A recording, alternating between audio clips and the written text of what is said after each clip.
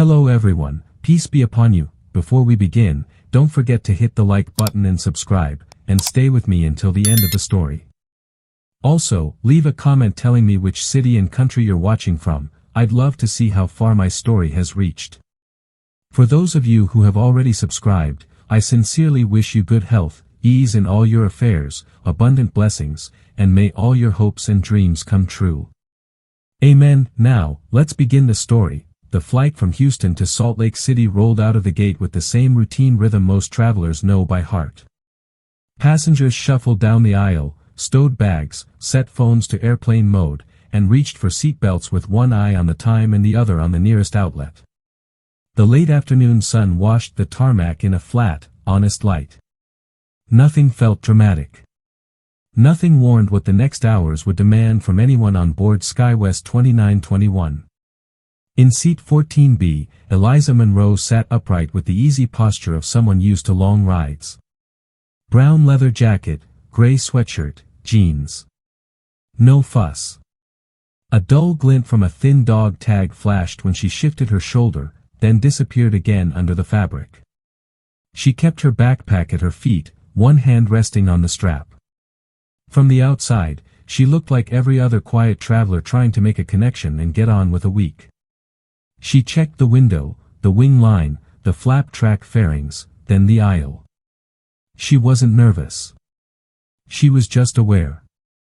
Across the row, a boy pressed his forehead to the glass. Ethan Klein counted pushback tractors like they were race cars, narrating under his breath. His mom, Martha, smiled without really looking. She was skimming an email she should have sent yesterday. 2 rows up, a man in a navy suit, David Ross, opened a notes app and typed bullets about a meeting in Murray. He set his phone camera to 4K, like he always did on flights, out of habit more than purpose. Flight attendant Sarah Nguyen walked a clean, quick line through the cabin. She greeted people by seat, checked latches with a gentle tug, and caught a backpack strap before it slipped into the aisle. "Good afternoon," she said again and again without sounding bored. Professional, sharp eyes, calm voice.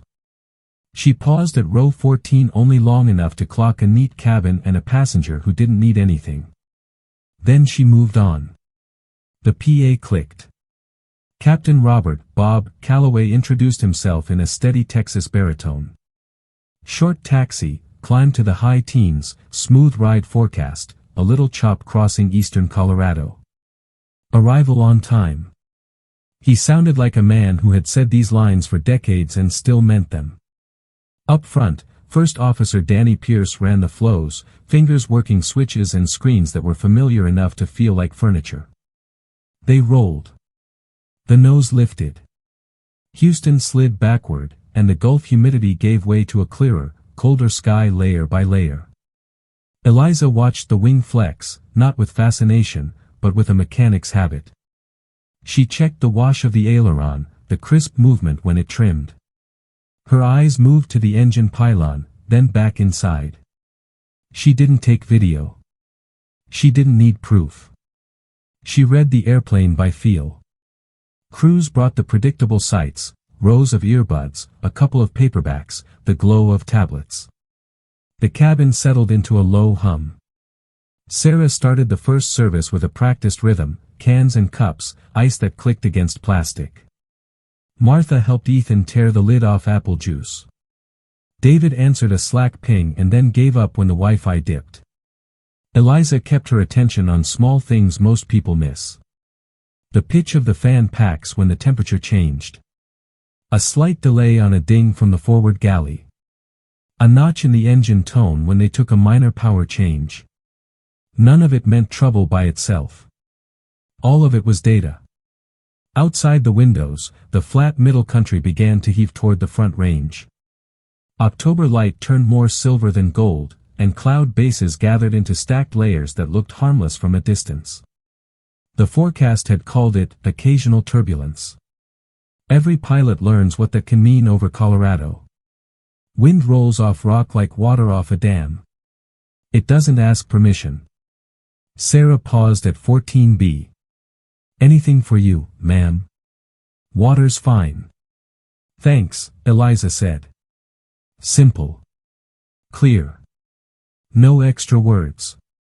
The dog tag flashed again when she reached for the cup. Sarah noticed the medal, filed it away without comment, and continued down the aisle. Up front, Calloway watched a return of scattered echoes bloom on the weather display. Nothing dramatic. He nudged a deviation 5 miles left of course, just to treat the ride kindly. Danny handled a handoff to Denver Center, read back a new altitude, and set it in. Checklists were smooth. Speeds were good. Fuel was solid. It was a day you'd take every day.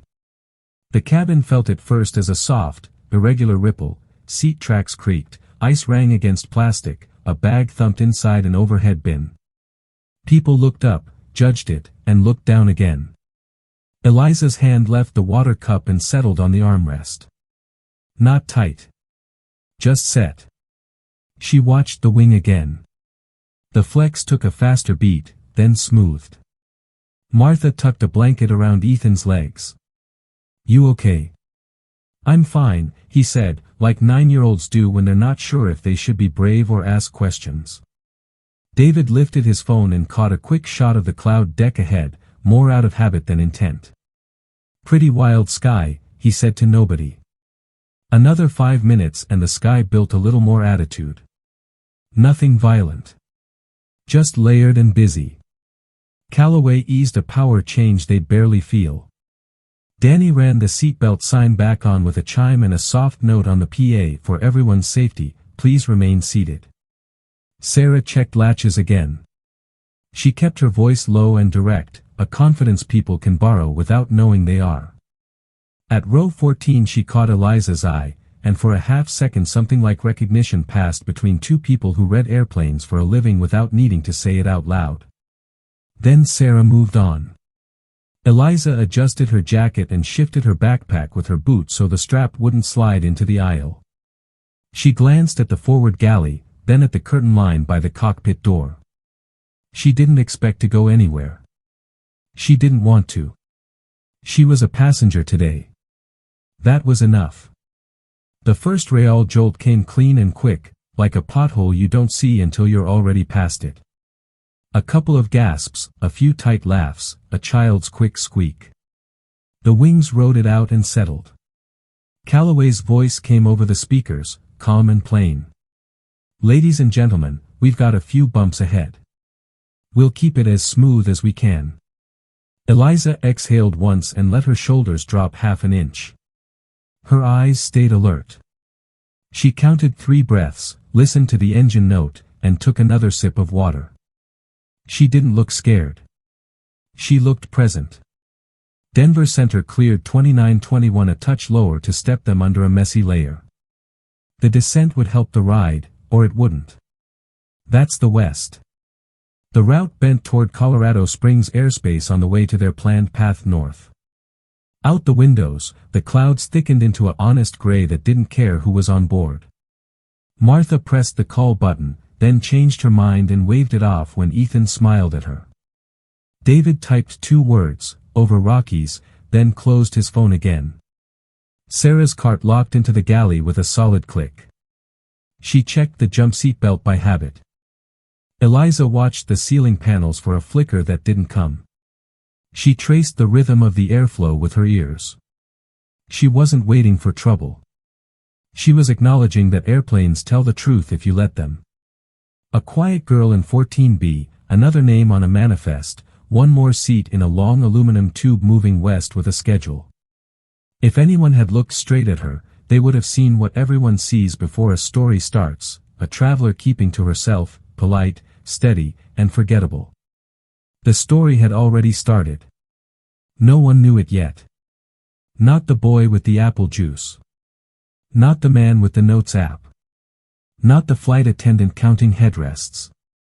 Not the captain reading wind on a screen that only ever tells part of the future. The airplane knows first. Eliza listened the way she always had, the way you listen when you've learned that seconds matter and calm is a skill, not an accident. The cabin hummed on. The clouds thickened. And seat 14B stayed very, very still, but the airplane didn't. The next bump wasn't a bump at all, it was a clean, hard jolt that rattled bins and knocked a few cups sideways. A bright chime rang. Lights flickered once and held. People went from polite nervous smiles to real silence. You could hear the ventilation when everyone stopped talking at the same time. Eliza set her cup in the seat pocket and placed both hands flat on the armrests. Not a flinch. She watched the wing flex faster, watched the sliver of cloud shear across the pane in jagged streaks. A second hit followed, sharper, as if a hand had smacked the fuselage. Somewhere behind her, a kid yelped. Sarah's voice came over the PA, calm and measured, asking everyone to remain seated with belts fastened. The sign winked on again for anyone who missed it. Up front, Captain Calloway brought his voice to the cabin. Ladies and gentlemen, we're in a rough patch. We're adjusting around weather and should find smoother air. He let go of the button and looked right. Danny's face was too pale. The FO blinked, tried to swallow, and reached for a switch that didn't need touching. You good? Calloway asked. Danny nodded once, then sagged back in his seat like a marionette whose strings went slack. The airplane took another jag. It wasn't the amplitude, it was the feel. A pilot knows when the airplane's response isn't symmetrical. A light flicked on the panel that shouldn't have in this sequence. Calloway steadied the yoke, took a breath, and keyed the intercom again, this time to the galley. Sarah, secure the cabin and stand by. His eyes cut to a pressure indicator that sat a hair lower than it ought to. Not a failure. Not yet. But wrong. In the aisle, Sarah braced a hand on a seat back, checked her cart was locked, and moved row by row for quick scans. She reached 14 and caught Eliza's gaze without meaning to. It was the kind of look two people share when they already understand the shape of a problem. Another jolt, a clatter from a bin, a chorus of quick breaths. Sarah leaned in. You okay? Eliza nodded. You might want me closer to the front. She didn't raise her voice. She didn't flash an ID. She let the word sit the way a tool sits in a drawer until you choose it. The PA clicked again. This time Calloway's tone carried strain under the professionalism. If there is anyone on board with flight experience, military or helicopter included, please press your call button. A ripple went through the cabin like static. People looked at each other, then forward, then down. One chime sounded from row 14. Just one. Sarah didn't ask follow-up questions. She unbuckled Eliza's belt with a quick nod, guided her into the aisle, and braced them both until the airplane settled for a beat. Eliza pulled her jacket zipper up 1 inch, slid the backpack strap off her foot, and followed Sarah forward with short, anchored steps. David lifted his phone without thinking, then lowered it. He watched. Martha hugged Ethan closer. The boy's eyes tracked the woman from 14B like a lifeline moving past his row. At the curtain, Sarah spoke into the handset for the cockpit. A second later the door popped open on the chain. Calloway's eyes moved from the panel to the entry. He saw a civilian, then saw the stillness in her shoulders, the assessment in her eyes. Experience, he asked, no time for pleasantries. AH-64. Fort Carson, Eliza said. Plane. What do you need? Co-pilot's compromised. Possible partial hydraulic issue. Ride's dirty. He didn't surrender the seat. He shifted his grip and made room for her on the right. Danny's head lolled. He wasn't out cold, but he wasn't a help. Eliza slid into the seat and buckled in one motion. Her hands hovered over the controls like a pianist over keys she hadn't played in a while but still knew by bone memory. She took the yoke with a light, testing pressure, just enough to feel the airplane, not enough to fight it. I have control, she said. Calloway eased his input to match. The nose hunted, then steadied a degree. Eliza trimmed, small inputs, patient, listening to the air through the frame. Don't muscle it. Let it tell you, she said, mostly to herself. She glanced the panel, scanned the pressures, the temps, the greens and ambers. Nothing screaming, but one cluster that didn't sit where she wanted it. Keep radios, she told Calloway. I'll fly. We'll get her stable. He nodded, keyed the mic, and told Denver Center they were working a control issue and wanted vectors away from returns. Center offered headings. He took them.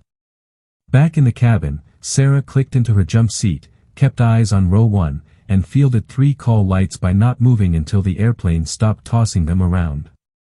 She spoke into the interphone. Flight deck secured. Cabin seated. Standing by.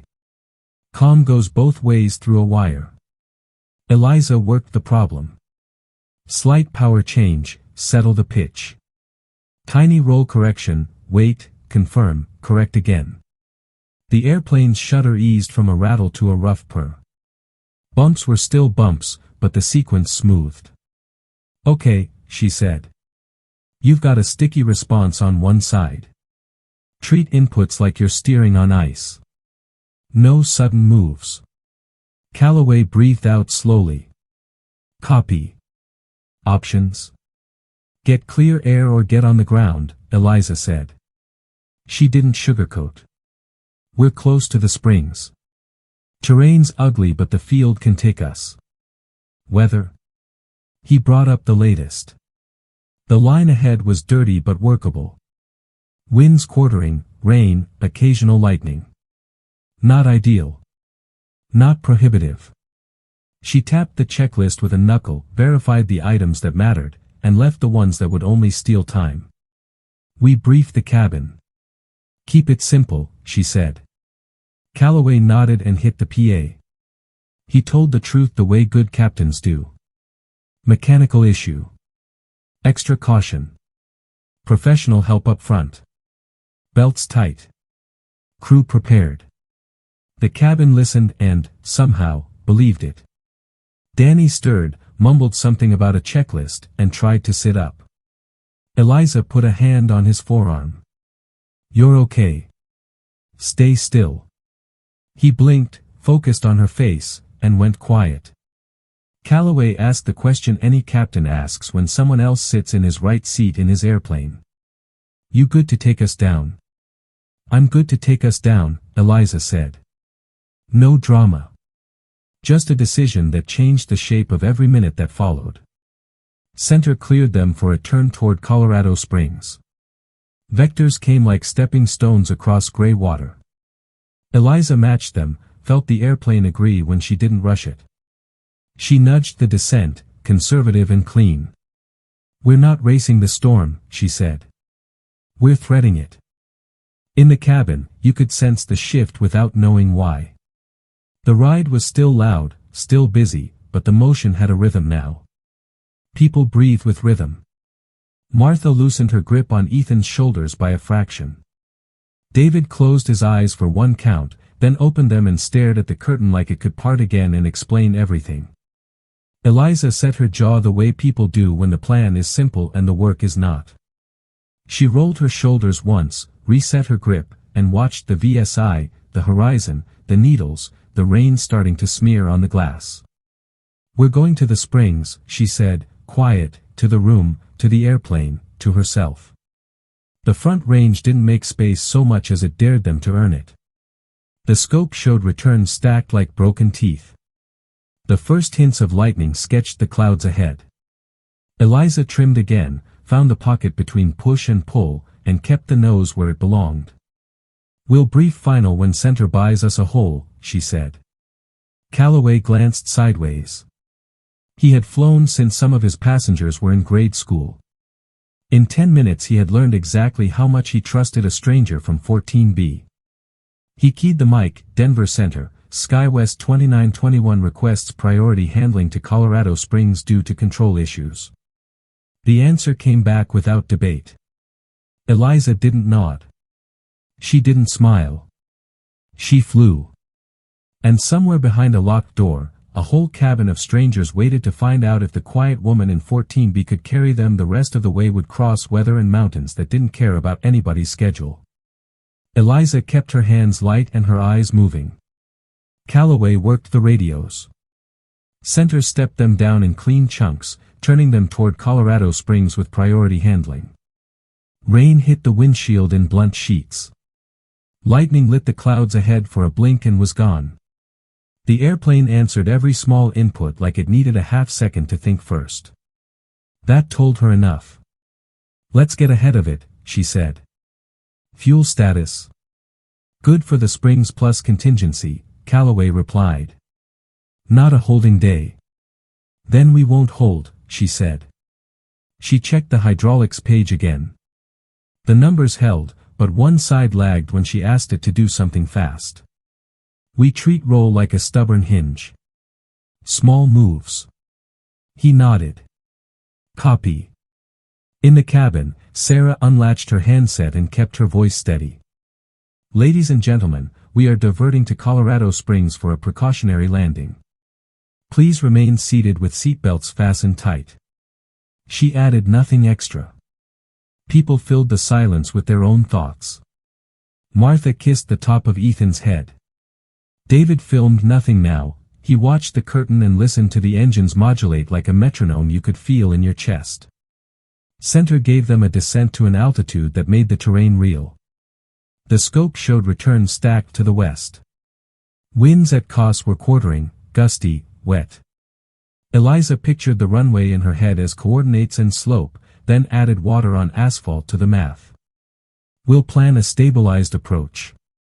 If it's not there, we go around and come back for a cleaner slice," she said. "No hero moves." "Agreed," Calloway said. It wasn't pride now. It was two pilots picking the safest path through something that could turn rude in a hurry. Danny stirred again. Checklist, he mumbled. "I've got the flows," Eliza said. "You sit tight." He closed his eyes and breathed slower, like his body heard the order and believed it. Addis came through with a wind that wanted to push them off centerline. Moderate rain. Standing water possible. Braking action fair. Eliza filed it away and kept flying the airplane she had, not the one printed on a poster. "Let's brief," she said. "We'll take the long runway. Target speed with a wet margin. Flaps conservative, I don't want to tempt an asymmetry.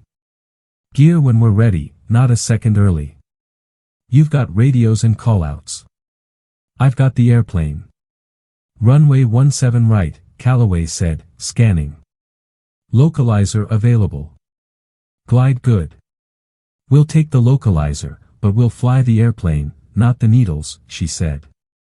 "If wind shear calls, we add power early and ride it out." The first glimpse of the city came as a smear of lights under cloud. The front range sat like a shadow wall to the west. Rain drummed harder. Eliza eased the descent and took out a knot or two. "Cabin," Calloway prompted. Sarah keyed the PA, "We are on final for Colorado Springs. Please check that belts are low and tight, tray tables up, seat backs forward. Flight attendants, be seated for landing." She sat, clipped her belt, and folded her hands. She looked at row 14 by instinct, then faced forward. Eliza set the gear a beat later than on a sunny day, exactly when she wanted it. Thunk, 3 greens. No drama. She held the yoke like a balancing act, small pressures, trim, counter-trim. The airplane occasionally answered a half beat late, she didn't punish it. She bought it time with patience and power. "Winds," she said. 20 knots from the right, gusting, Calloway said. "We carry a little extra speed, then bleed it inside the fence," she said. "If the gust drops, I'll be there." The localizer needle wiggled. She nudged the nose, then stopped. Let it settle. The rain made a moving blur of lights. She set flaps to the number she had chosen, enough lift, not enough to risk any surprise. The airplane floated less than it might have. That was the point. 500, Calloway called. "Stable," Eliza said. "On path. Correcting for drift." She held a small crab into the wind, then planned the kick. If we lose it below 200, we're out, she added. Copy. In the cabin you could feel the shift from travel to arrival in the way the floor hummed. Martha pressed her palm flat to the armrest. Ethan squeezed his toy hard enough to leave an imprint. David whispered, "Come on," without realizing he'd spoken. 200, Calloway called. Still stable, Eliza said. She saw the runway lights as individual points now instead of a smear. The rain tried to turn them to mirrors. Watch the gust, she added, more to mark the timing than to warn him. 100. On it, she said. She took out a breath of power and felt the airplane think about it. Not yet, she told it, and added a hair back in. The gust hit. She had it held, nose where it needed to be, crab still in. Kick, she said, and brought the nose straight with a firm, clean rudder and a hint of opposite aileron to keep the upwind wing honest. 50. Hold it. 30. Wait. 20. Ease. They met the runway like they meant to arrive, not fall. The first wheel kissed, then the second. The nose stayed light a heartbeat longer while the airplane sorted itself. Eliza lowered it with care. Reverse came in. She took what breaking the wet surface would give without asking for glory. The airplane rolled true, then bled speed, then was plainly, obviously on the ground and staying there. A sound moved through the cabin that wasn't a cheer so much as a breath people had been holding since the first bad jolt. Not yet celebration. Relief first. Sarah kept her belt on but allowed herself to lean back an inch. Martha closed her eyes and let one tear fall where Ethan couldn't see it. David's phone stayed dark, he wanted this one in his head. Welcome to Colorado Springs, Calloway said on the PA, voice steady and tired. Please remain seated. We'll taxi clear and assess with the ground crew. Eliza stayed with the airplane until it slowed to a walk. She eased off reverse, let the brakes do the last of it, and steered them onto a taxiway with the same small, patient inputs. The rain still worked the glass. Emergency vehicles glowed at the edges like quiet sentries. She set the parking checklist in motion by muscle memory and then stopped, hands resting where they'd been the whole time. Nice work, Calloway said, not with ceremony, but with the sincerity of someone who had watched skill do exactly what it promised. Team effort, Eliza answered. She unbuckled. Her hands didn't shake. She looked back through the open slit of the curtain and saw nothing but a moving pattern of heads and shoulders. Strangers, all of them, breathing easier because a plan had held. Ground asked for a status. Calloway handled it. Medical would meet the FO. Maintenance would meet the airplane. FAA would want a word. That was fine. Eliza breathed once, slow, and nodded when Sarah's face appeared at the cockpit door, eyes wide and wet. In one piece? Eliza asked. In one piece, Sarah said. All of us. Good, Eliza said. Let's keep it that way while we park. She set her hands back on the yoke, light as ever, and took them the last 100 yards disappeared under the nose wheel as she eased the jet toward the stand. Rain kept tapping the windshield. Blue taxi lights slid by like beads on a string. Eliza kept her hands light. Small inputs. No rush. Fire trucks held position off the taxiway, steady and patient. Ground cleared them to a remote bay. Better for checks. Better for everyone. Flaps stay where they are, she said. No surprises. Copy, Calloway answered. He watched brake temps, hydraulics, and a caution light that flirted with amber, then backed off. Temps are climbing but within chart. Good. We'll roll in slow, she said. No hard turns. She let the airplane track straight, then took a shallow bend, letting momentum do half the work. In the cabin, nobody clapped. Not yet.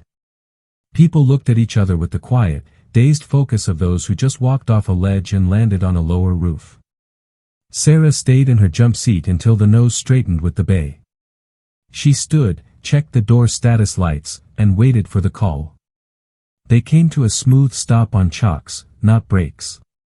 Eliza wanted it that way. She set the parking brake only after she felt the chocks grab.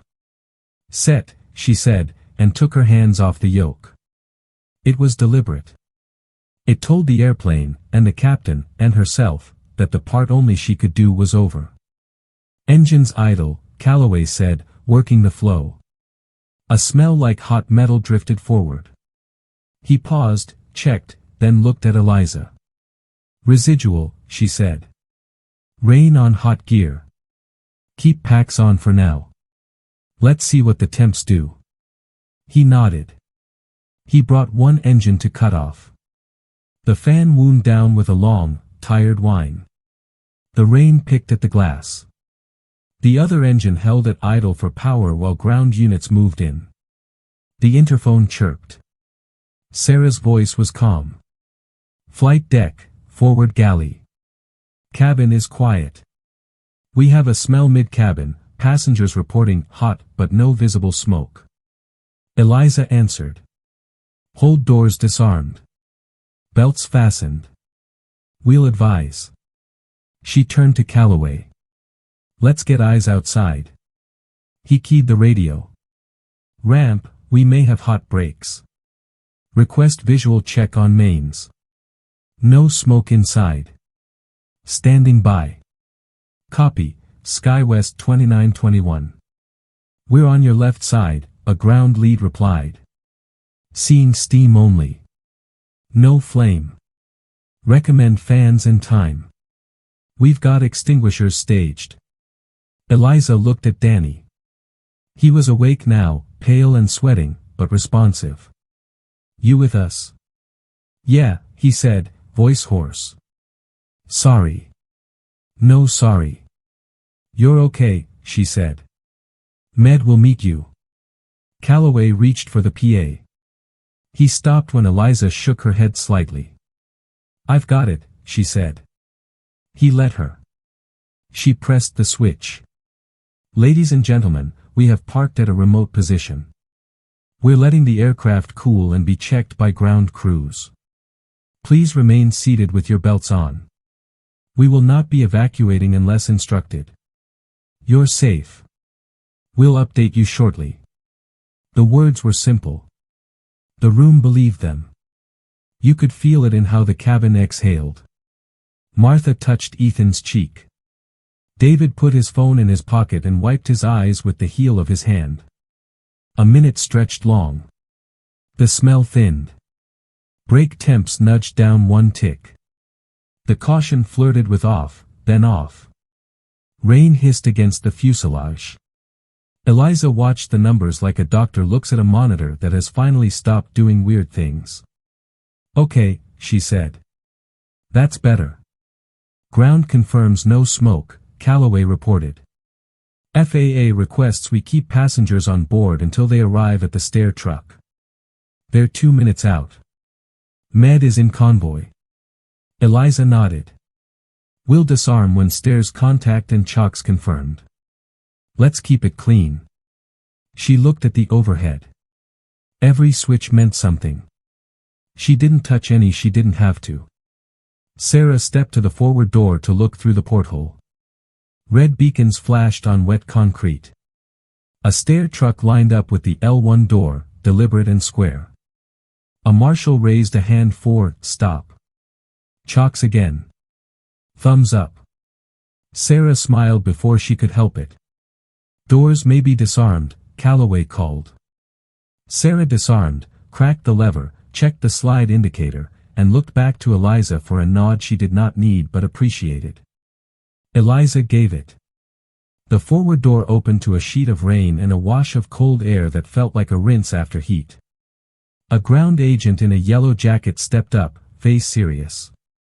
We have medical for your first officer, she said. FAA on the way. We'll take small groups as you release them. Copy, Sarah said. We'll start with row 1 and our medical case. Eliza unbuckled and stood, knees steady. She leaned toward Danny. You're going to the med unit. We'll catch up.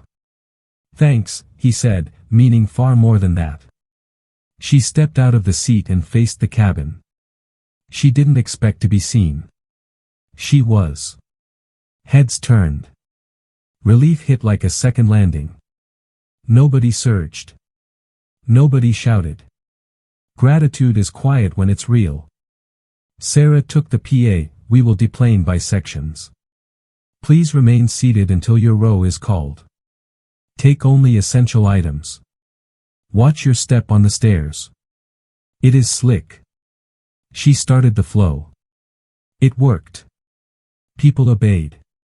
The aisle moved like a slow river instead of a crowd. Martha stood when called, kept one hand on Ethan's shoulder and one on the seat in front. He looked up the aisle toward the cockpit and saw Eliza near the door. He hesitated. Martha followed his look, then met Eliza's eyes. Thank you didn't need a voice. Eliza dipped her chin. Go on. David paused at the threshold. I'll send the airline the footage if they need it, he said to nobody in particular, then to her. You were, you know. Get inside, Eliza said. It's cold. He grinned, a shaken, real grin, and went. Medics reached Danny with a stretcher and a brisk, professional kindness. He gave a thumbs up because people need symbols. The cabin saw it and settled another notch. Agent Karen Holt arrived in a dark blazer darkened further by rain, ponytail damp, ID clear. She didn't flash it like a movie. She showed it the way people do when the work is not theater. Captain Calloway. Ms. Monroe, she said, voice even. I'll need statements once passengers are off. First priority is medical and safety. Understood, Calloway said. Karen took one fast look around the cockpit, then back at Eliza.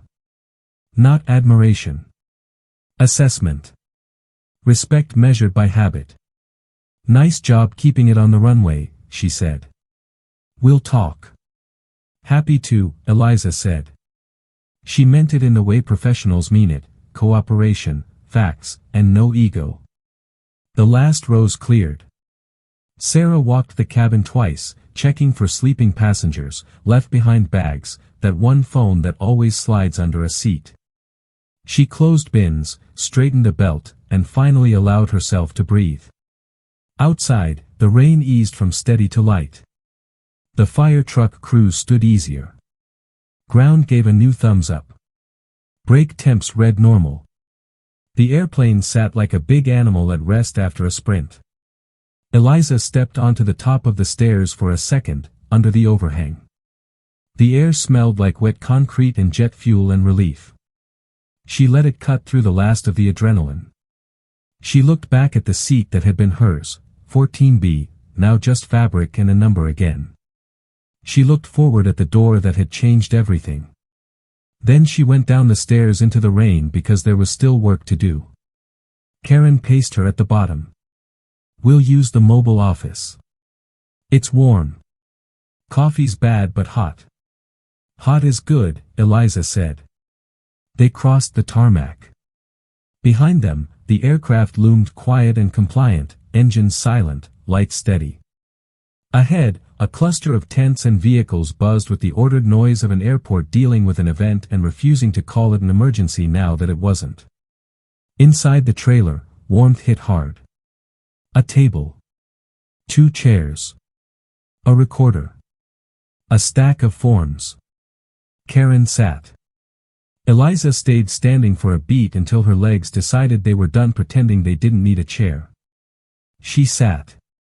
Tell me from the announcement forward, Karen said. Plain language. Times approximate. Eliza told it. Not a speech.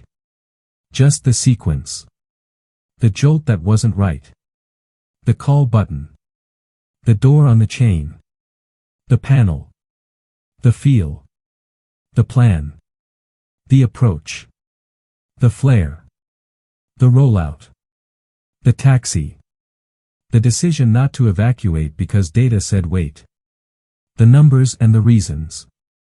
She didn't overown it. She named Callaway, Sarah, ground. She named the airplane as if it had agency because in her world it always does. Karen's pen didn't stop. She asked clean questions. Eliza answered clean.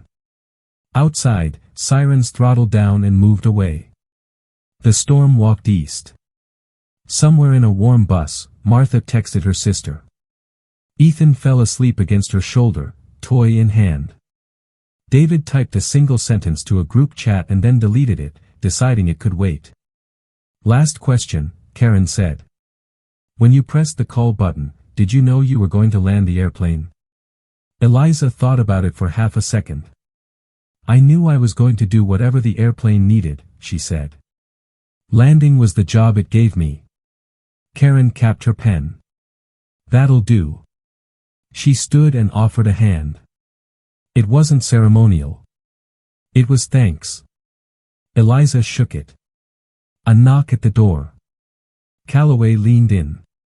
Maintenance cleared us for tow. Med says Danny is stable.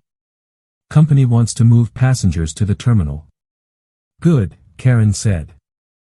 I'll need you both again for formal statements later. She looked at Eliza. You can breathe now. I've been breathing, Eliza said, and smiled for the first time all day. It was small and it was real. Outside, rain turned to mist. The beacons kept turning. The airplane waited for its tow.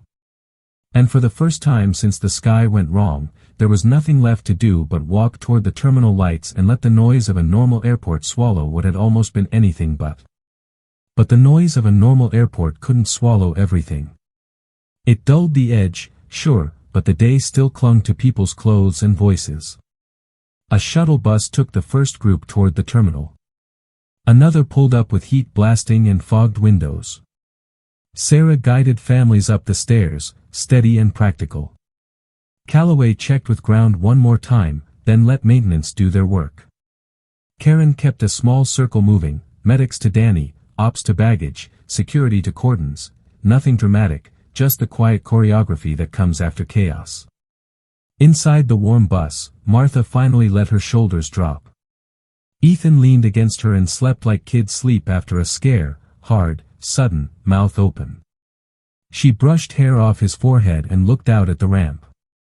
The jet sat under white lights, steam fading. The scene looked ordinary from a distance. It wasn't. She knew it. Everyone on that bus knew it. David held his phone, thumb hovering over record, then changed his mind. He typed a note instead, don't forget how the cabin felt when she said you're safe. He saved it, locked the screen, and stared at his own reflection. Behind him, two strangers compared seat numbers and realized they'd both felt the same lurch at the same second. They didn't say, luck. They said, people. In the mobile office, Karen wrapped the initial debrief and closed her folder. We'll formalize this later, she said. Get water. Eat something. Don't sign anything until you've read it. It wasn't adversarial, it was routine built to keep stories clean when adrenaline fades. Callaway nodded, every bit the captain again now that the airplane was quiet. Eliza rubbed her eyes once with the heel of her hand and stood. You'll hear from company, Karen added. Expect media interest. You don't owe anyone a show. Understood, Eliza said. They stepped back into the night that wasn't night anymore, just damp, lit concrete and distant baggage carts. A supervisor in a windbreaker thanked them both with the sincerity of someone who works on turn times and rarely has to say the word hero. He handed over bottled water and a thin blanket as if either could patch the last 2 hours. It helped anyway. The terminal absorbed the passengers in batches. Gate agents spoke the language of recovery, hotel vouchers, rebooking, meal credits, a stack of apologies printed in company font. No one shouted. A few cried when a call connected. People moved from line to line without huffing. The storm had wrung out the impatience. Sarah stood by the podium and answered small questions. Yes, the landing gear was fine now. Yes, the fire trucks were standard. No, they were not in danger once parked. Drink water. Charge phones. Take your time. She found Martha and Ethan at the end of a row of seats and crouched to Ethan's level. You did great today. I didn't do anything, he mumbled, embarrassed. You stayed buckled, Sarah said. That's everything. Across the seating area, a cluster had formed near a window that faced the ramp. Someone pointed, there, cockpit window, movement. It wasn't much. Just a shadow.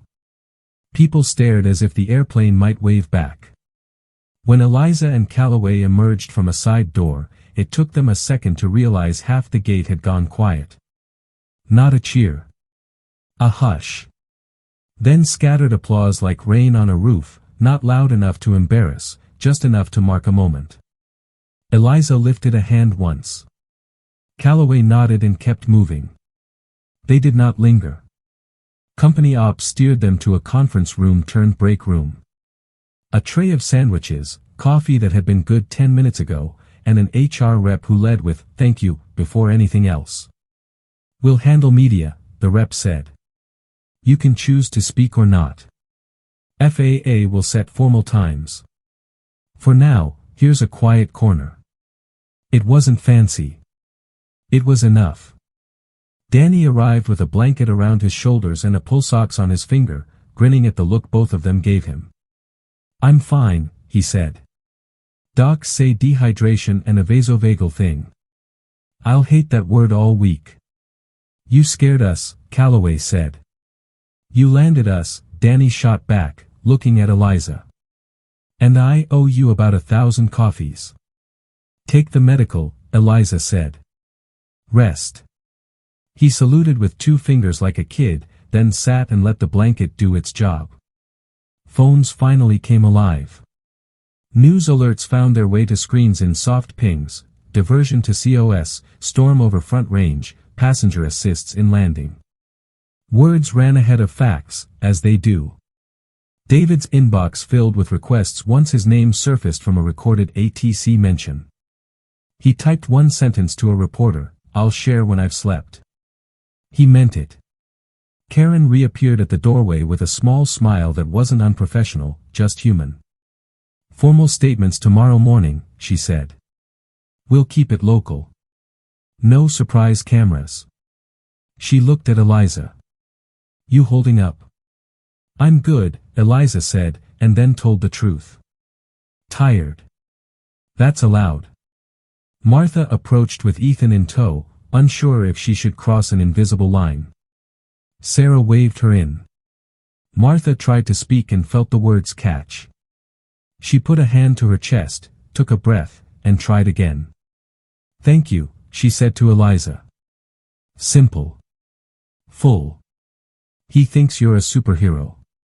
"I think your mom's the superhero," Eliza told Ethan.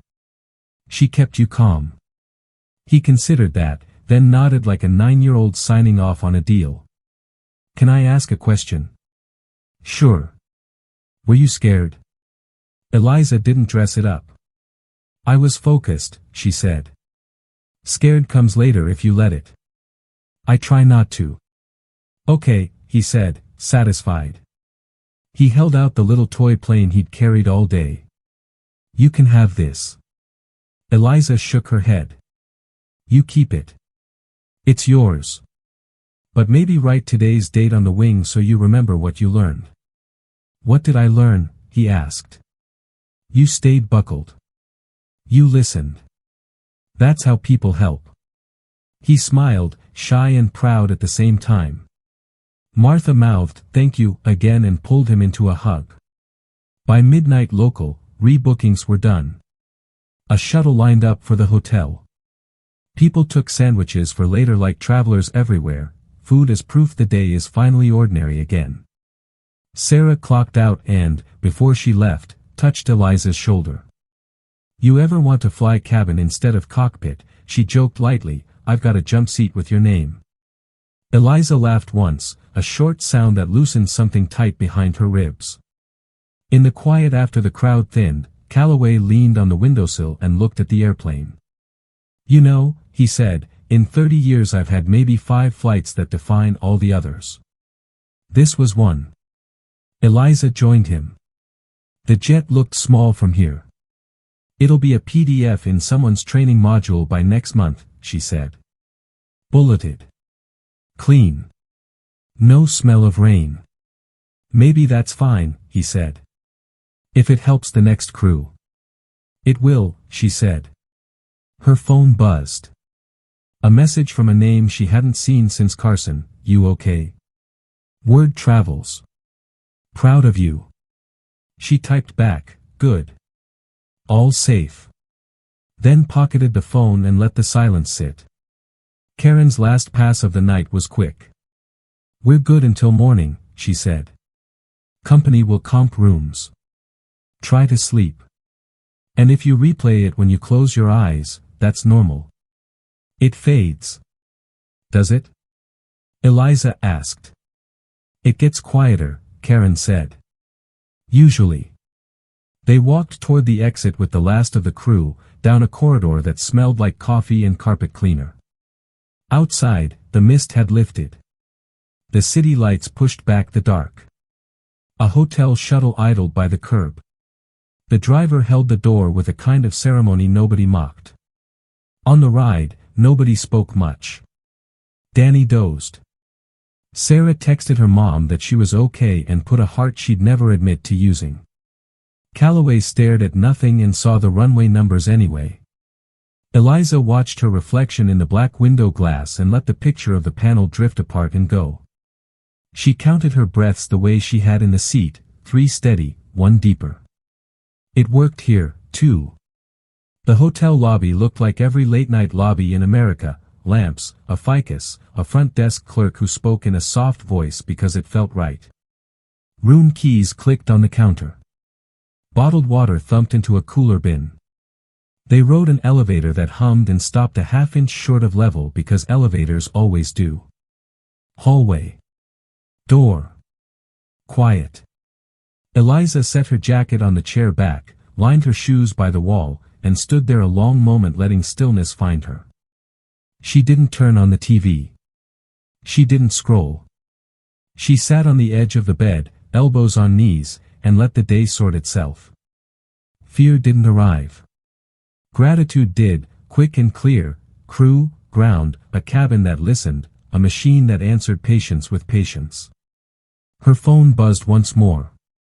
"Unknown number, if you're willing, our team would love to hear your story." She silenced it and set the phone face down. There would be time for stories later. Tonight was for the part nobody records, the first quiet after a narrow thing. Down the hall, Sarah laughed softly at something on her screen.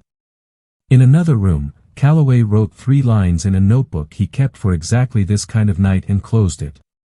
Danny finally ate half a sandwich and fell asleep mid-bite. In a hotel across town, Martha tucked a blanket around Ethan and whispered the same 2 words she'd said at the gate: "You're safe." Morning would bring statements, calls, maybe cameras. It would bring the neat language people use to describe messy minutes. But the shape of the end was already here: systems normal, people homeward, a diverted flight turning into 1,000 small plans again. The storm had moved on. The runway lights were just runway lights.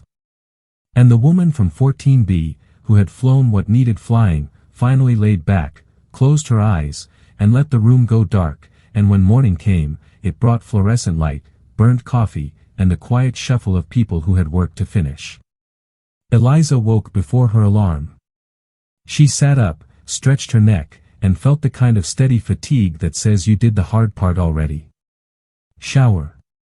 Jacket. Laces tight. She checked her phone, a few messages from Carson, one from an unknown reporter, and a simple, "proud of you," from a former crew chief who never used exclamation points. She put the phone in her pocket and headed downstairs. In the lobby, Calloway waited with a legal pad and the patience of a man who has done post-incident mornings before. Danny arrived with a hospital band still on his wrist and color back in his face. Sarah carried a paper bag of breakfast sandwiches like a mission. "Eat," she said, handing one to each of them.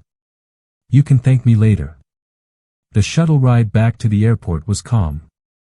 Colorado Springs looked clean after the storm. The mountains stood clear and closer than they had last night. In the admin hall near operations, Karen Holt had set up the formal debrief in a small conference room that smelled like copier toner and carpet. She was already there, files squared, recorder on the table. "Good morning," she said. "We'll do this in sequence. Same ground rules.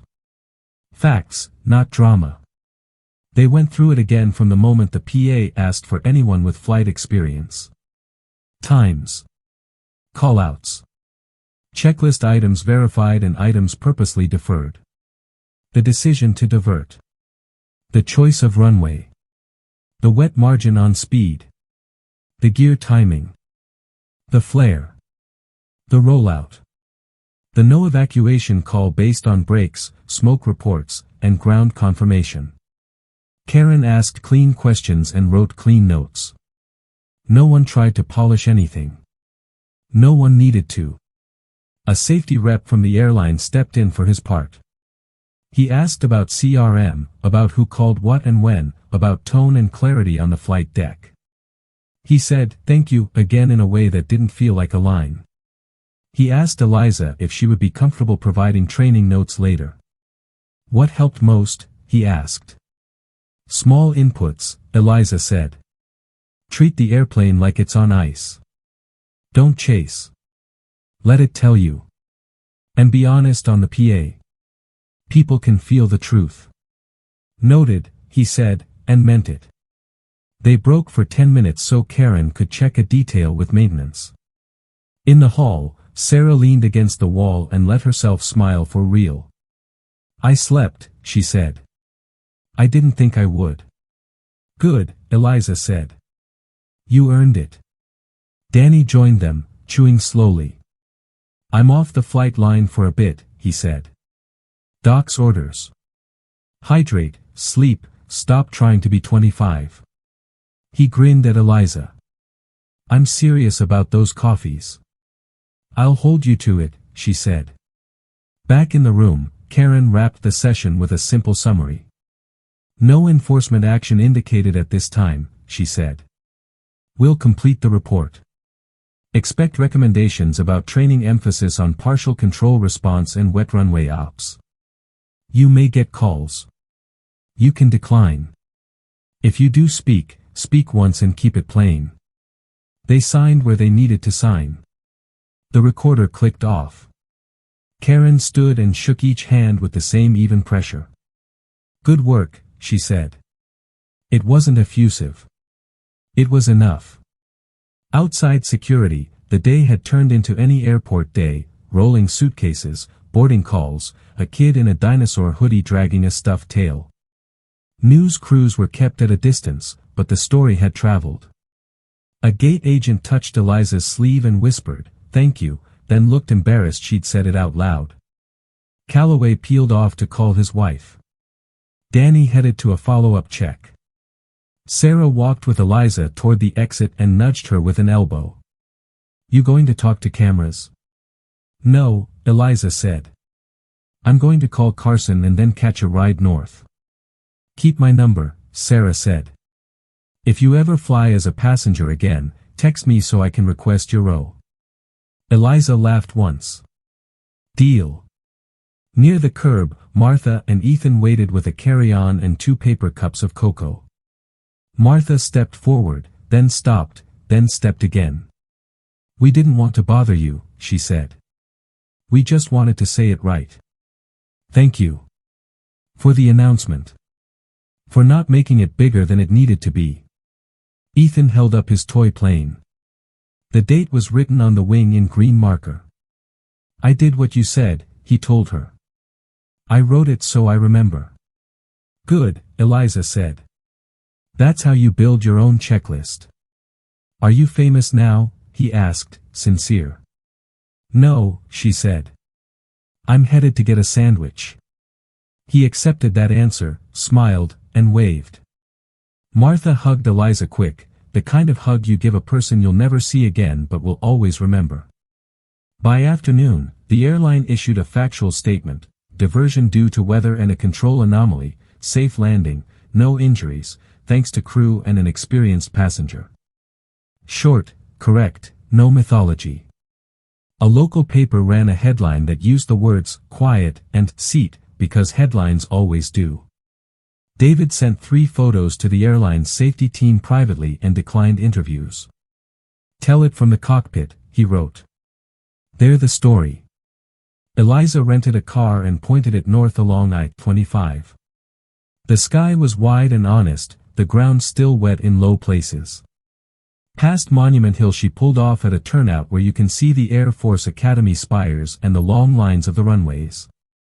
She stood there with the hood up against the wind and let the view clear the last of the noise in her head. She didn't replay the approach. She didn't need to. It lived where it needed to live now, in muscle memory and a file on someone's server. Her phone buzzed. A text from Karen: final note, brake temps normalized, maintenance confirms partial hydraulic response, likely weather-related contamination. Good calls all around. Thanks again. Eliza typed back, copy. Safe travels. Then she put the phone away. Late that day she stopped by Fort Carson, just long enough to wave at a gate guard who didn't know her and look across at a flight line where a pair of Apaches sat dark under covers. She thought of the crews she'd flown with, the long nights, the red dust, the checklists, the drills that felt boring until the one day they weren't. She nodded to the memory and left it where it belonged. Evening found her at a diner with a cracked vinyl booth and coffee that did its job. She ate slowly, watched a local news segment play on a muted TV, and turned it off with the remote at the table. The server topped her cup and said, "Weather was nasty yesterday," like it was small talk. Eliza agreed. It was small talk. That felt right. By the time she reached her place, the sky was clear. She set her bag down, pulled the dog tag out from under her shirt, and left it on the dresser.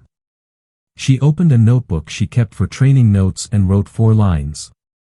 Listen first, small inputs, tell the cabin the truth. If the plan isn't there, don't force it. She closed the notebook, set it next to the tag, and let the room go quiet. The next morning, an email from the airline's training department asked if she'd speak to a small group of new hires over video. Not a spotlight. A talk. 15 minutes on judgment, the invite said.